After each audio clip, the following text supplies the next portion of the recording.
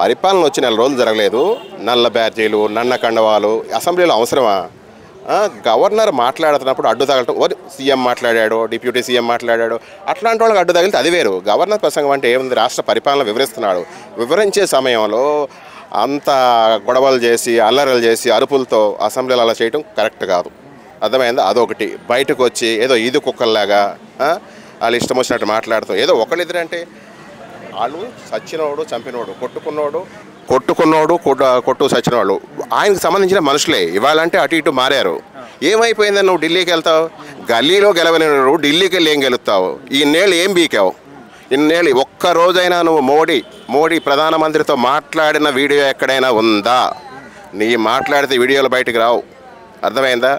ఏదో నా ఎస్సీలు, నా బీసీలు, నా ఎస్టీలు, నా మైన ఈ పైకే రియల్గా ప్రజలకు కూడా చెప్తున్నా. దయచేసి మీ ఛానల్ పూర్వకంగా నేను ఎన్నో మాట్లాడాలనుకున్నా. ఎందుకంటే ఈరోజు నేను ఇంటర్వ్యూలు చేద్దామన్నా నేను రాలా. నేను ఒక ఫిలిం రైటర్ని, డైరెక్టర్ని. అయినా సరే చెప్తున్నా. ఎందుకంటే అతను షోయింగ్ పరిపాలన, ఒక గ్యాంబ్లింగ్ పరిపాలన, ఒక ఫ్యాషనిస్ట్ పరిపాలన. ఎందుకంటే తను ఒక రాజ్యమో ఏది వాళ్ళ తాతగారు ఒకనాడు రాజారెడ్డి అంతా బ్రిటిష్ వాళ్ళ దగ్గర బానిసత్వం చేసి వాళ్ళు ఏదో ఎంతో అంతో ల్యాండ్ల బోండ్లు ఇస్తే పేద ప్రజలకి అన్నీ కబ్జాలు చేసుకుని వీళ్ళకి ఫస్ట్ నుంచి ఏంటంటే వీళ్ళ ఫ్యామిలీకి అదే అలవాటు అనమాట. అదే ఇవాళ చేస్తున్నాడు. కింద నుంచి ఒక వెళ్ళండి, మీరు ఎవరైనా మీలో ఎవరైనా జగన్ ఇంటికి వెళ్ళండి, ఒక పిచ్చి పిచ్చి డచ్లు వేసుకెళ్ళండి, మామూలుగా క్లాస్కి వెళ్ళకోకుండా మిమ్మల్ని గేటు కూడా దాటినివ్వడు జగన్. ఇది నిజం. ఎందుకంటే నేను చూసా, రాజశేఖర రెడ్డి గారు ఉన్నప్పుడు వాళ్ళ ఇంటికి వెళ్ళాను నేను. రాజశేఖర రెడ్డి గారు మంచోడు, నాకు ఆయన అభిమానం. ఎందుకంటే నేను రాజశేఖర రెడ్డి ఉన్నప్పుడు నేను కాంగ్రెస్ పార్టీ ఆయన నాకు చాలా ఇష్టం. అని చనిపోయినప్పుడు కూడా ఏడ్చా. కానీ జగన్ అంత నియంత పరిపాలన, ఐఏఎస్లు, ఐపీఎస్లు కూడా చెప్తారు ఆయన గురించి. ఎందుకు ఇప్పుడు ఇంతమంది గవర్నమెంట్లు, ఇంతమంది మినిస్టర్లు ఉన్నారు, ఎవడదన్నా అక్కడ పెత్తనం ఉందా? ఒక జగను, ఒక 5-6 మంది, అదే గవర్నమెంటు. ఇప్పుడు ఉన్నారు చక్కగా గెలిచారంటే అందరూ మంత్రులందరూ చేస్తున్నారు, ఎమ్మెల్యేలు చేస్తున్నారు, ఎవరికి వాళ్ళు వర్క్ స్టార్ట్ చేశారు. అలాగే ఏదో ఇప్పుడు సాక్ష్యం ఎందుకు? నీకు పింఛన్ ఇచ్చారా? 4,000 ఇస్తామని చెప్పారు, 4,000 ఇచ్చారా? ఆల్రెడీ వేసారా? తీసుకున్నారు. ఏ ఏరియా వాళ్ళు ఆ ఏరియాకి వెళ్తే ఎమ్మెల్యే తన వర్క్ తను చేసుకుంటున్నాడు తన ఒక నియోజకవర్గంలో. అలాగే మినిస్టర్లు ఎవరు పదవులు వాళ్ళు చేసుకుంటున్నారు. వరే గెలిచి నువ్వు నెల రోజులు కాలేదు, 5 ఏళ్ళు నువ్వు ఏం పీకావు? అరే ప్రధానమంత్రి దగ్గరికి పణుసు తెచ్చుకున్నావు, ఇక్కడేమో పథకాలని చెప్పేసేమో ప్రసాదాలు పంచిపెట్టి మొత్తం దోసుకేసుకున్నావు.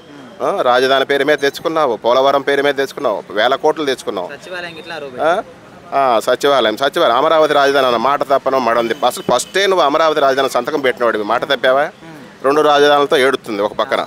మన తెలుగు రాష్ట్రం ఆంధ్రప్రదేశ్ ఒకటే, అట్లాంటిది ఆంధ్ర తెలంగాణ అని అయింది.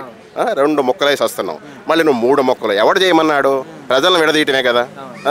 బీసీలు, ఎస్టీలు, మైనార్టీలు అని చెప్పేసి ఓసీలని పక్కన పెట్టేస్తే ఓసీలు ఊరుకుంటారా? అందరినీ సమానంగా చూడాలి. ఓసీల్లో ఉన్నోడు ఉంటాడు, బీసీల్లో ఉన్నోడు ఉంటాడు, లేనోడు ఉంటాడు. పేద ప్రజలకు న్యాయం చేయవయ్యా. ఈ గ్యాంబ్లింగ్ బటన్ నొక్కే అంటావు. అందరికీ ఆ పథకాలు పడవు. ఎవడో నీకు సంబంధించిన వాళ్ళు తప్ప అందరికీ వస్తే ఇవాళ రెవల్యూషన్ ఎందుకు వస్తుంది? అంటే ఇప్పుడు ఇంతకుముందు అంటే ఆయన పరిపాలన ఉన్నప్పుడు ఇట్లాంటివి ఏవి పట్టించుకోలే. ఇప్పుడు ఈ కూటమి ప్రభుత్వం వచ్చిన తర్వాత నేను ప్రజల తరపున మాట్లాడతా, నాకు ప్రతిపక్ష హోదా కావాలని కొట్లాడుతుండే కదా. సో మరి ఇప్పుడు ఢిల్లీలో గిట్ట పోయి ధర్నా చేస్తాడంట. మరి ఆయనకు ప్రతిపక్ష హోదా ఇచ్చే అవకాశాలు ఉన్నాయా? ప్రతిపక్ష హోదా ఇచ్చే సీన్ అంత లేదు. 11 సీట్లు ప్రతిపక్ష హోదా ఈ ప్రపంచంలో ఎవరికి ఇవ్వాల. అర్థమైంది? ఇంత దారుణంగా నీచంగా ఓడిపోయిన వాడికి ప్రతిపక్ష హోదా నీకు ఎలా ఇస్తారు?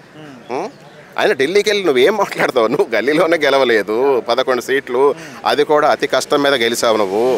నీ కడప నువ్వు రాయలసీమ అంటావు. వాళ్ళకి అర్థమైపోయింది నువ్వు ఎంత షోయింగ్ పరిపాలన, గ్యాంబ్లింగ్ పరిపాలన. ఆ ప్రజలు కూడా తెలుసుకున్నారు. ఇవాళ తెలుసుకుని నేను అటర్ ఫెయిల్యూర్ చేసి అఖండ మెజార్టీతో కూటమిని గెలిపించారు.